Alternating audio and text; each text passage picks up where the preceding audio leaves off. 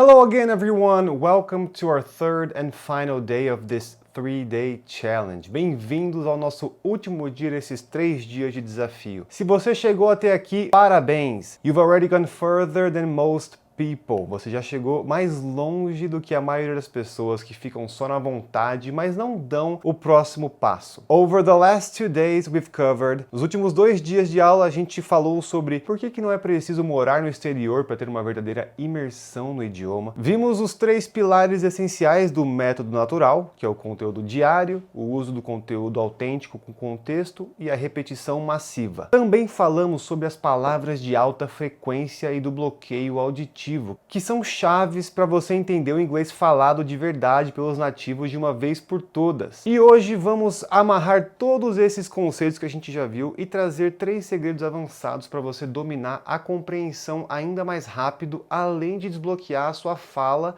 e alcançar a tão sonhada fluência. No final você vai entender como colocar tudo isso em prática, mesmo que você já tenha uma rotina apertada ou não tenha a disponibilidade de se mudar para um país que tenha a língua inglesa como primeira língua. Então, let's go! Let's dive in! Primeiro eu queria falar sobre a escuta ativa, que ouvir não é o mesmo que escutar, tá? A gente sempre enfatiza a importância de ouvir muito inglês, mas existe uma diferença enorme entre ouvir passivamente, como um barulho de fundo, e fazer uma escuta ativa. Então, como funciona a escuta ativa na prática? Primeiro, você tem que focar no que você está ouvindo, ao invés de deixar o áudio rodando enquanto você faz 1000 outras coisas. Tenta dedicar um tempo específico, pode ser 5 ou 10 minutos, para você prestar atenção total no que está sendo dito ali. O uso da escuta passiva também é importante, mas eu sempre recomendo que você primeiro faça um reconhecimento ativo e estude os sons. Estude o ritmo da fala.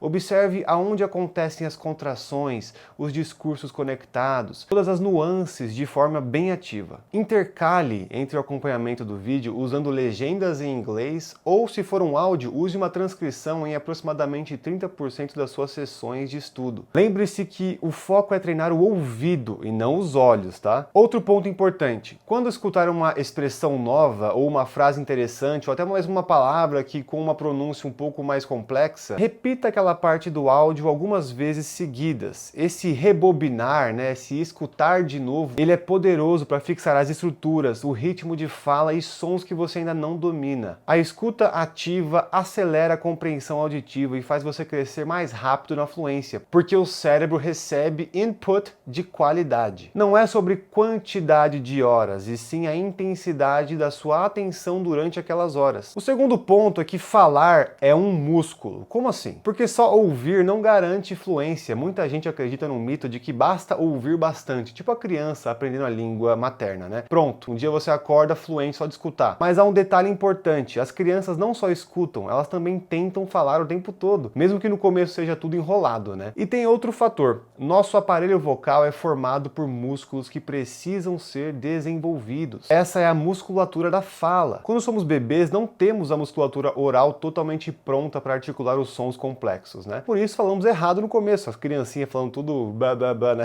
Mas com o tempo, a repetição de sons e sílabas desenvolve esses músculos. É como na academia, você fica forte treinando e não só olhando o personal trainer mostrar os exercícios, né? Em inglês, existem fonemas diferentes do português. Se você não treina esses sons, não adianta ter um vocabulário enorme na sua cabeça. Sua boca não está acostumada a produzir aqueles sons. Então você tem que primeiro exercitar.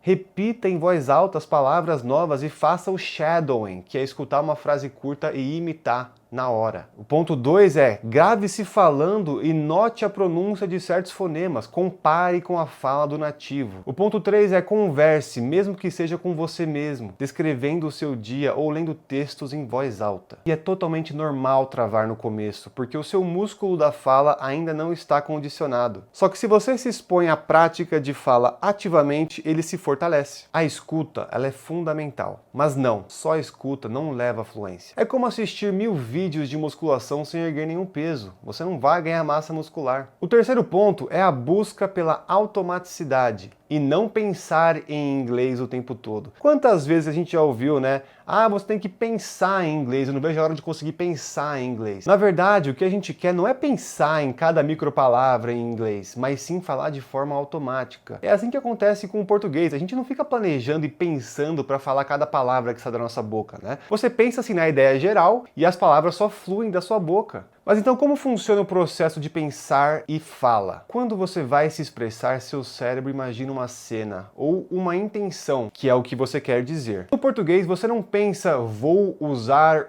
eu mais o verbo no passado. Você não faz isso. As palavras simplesmente surgem naturalmente, né? Um outro ponto é sobre a formação automática de frases. Algumas vezes a gente dá uma leve pausa, né? Até no português a gente faz um então. Enquanto isso, o nosso cérebro tá tipo carregando a próxima frase, buscando a próxima palavra, né? E no inglês isso vai acontecer também, vai acontecer a mesma coisa quando você atinge a fluência. Você pode até pensar no assunto em português ou em qualquer idioma, mas quando você for falar, as frases saem em inglês sem você precisar traduzir cada detalhe. Mas vamos para um exemplo prático aqui, ó. No começo, você tende a traduzir mentalmente, ó. Vamos traduzir. Onde está o banheiro? Where is the bathroom? Mas com a exposição e prática frequente, chega uma hora em que where is the bathroom sai de forma quase que automática, quase que involuntária, sem você montar frase por frase na sua cabeça antes. Então não foque em pensar 100% em inglês, foque em automaticidade. Quando a fluência chega, você consegue escolher o idioma em que vai se comunicar. E tudo acontece de forma natural. Parece mágica, mas é apenas seu cérebro e a sua musculatura vocal sincronizados após muita exposição,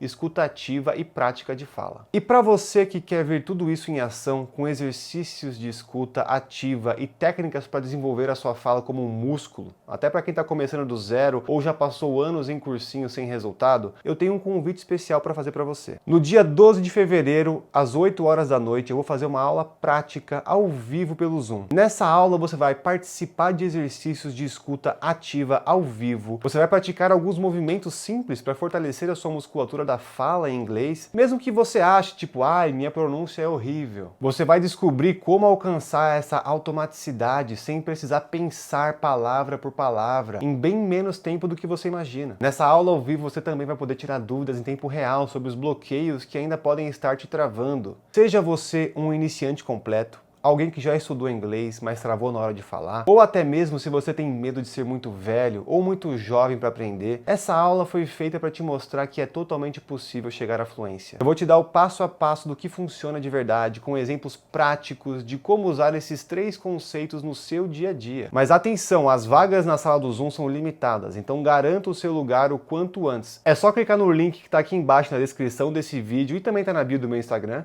e se inscreve gratuitamente. Ao longo desses 3 dias de Masterclass que tivemos agora, a gente explorou vários conceitos que desmontam as velhas fórmulas de estudo de inglês, cheias de decorebas, gramática solta e nenhuma prática real. Hoje você descobriu que a escuta ativa é diferente de ouvir passivamente. A fala é um músculo que precisa ser treinado com repetição e prática real, não só ouvindo. A busca não é por pensar em inglês, mas sim por falar de forma automática, assim como a gente faz no português. Se você abraçar essas ideias e colocar em prática, vai se surpreender com a sua evolução. E para dar o próximo passo, eu te espero na aula ao vivo no Zoom, dia 12 de fevereiro, às 8 horas da noite, onde a gente vai colocar tudo isso em prática e tirar suas dúvidas. A partir daí, a sua jornada rumo à fluência vai ficar muito mais clara e acelerada. Deixe seu comentário aqui embaixo nesse vídeo. Qual desses 3 pontos você curtiu hoje, né? Que é a escuta ativa, falar como músculo, automaticidade. Quais desses mais chamou sua atenção? E claro, não esquece de confirmar sua presença na aula no dia 12 de fevereiro, às 8 horas da noite. Quero te ver lá praticando comigo e aprendendo de forma concreta como chegar ao resultado que você tanto deseja em inglês. Thank you so much, pessoal, and I'll see you soon.